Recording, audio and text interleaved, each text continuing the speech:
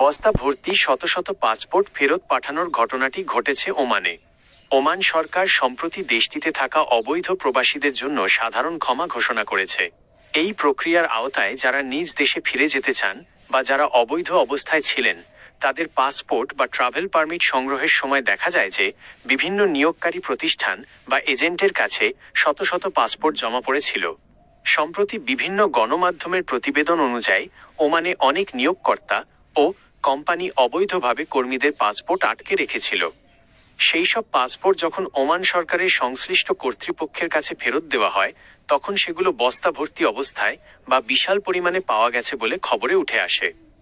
বিশেষ করে ওমানি শ্রম মন্ত্রণালয় এবং রয়্যাল ওমান পুলিশ যখন অবৈধ প্রবাসীদের তথ্য সংগ্রহ শুরু করে তখন এই বিপুল পরিমাণ পাসপোর্টের বিষয়টি সামনে আসে।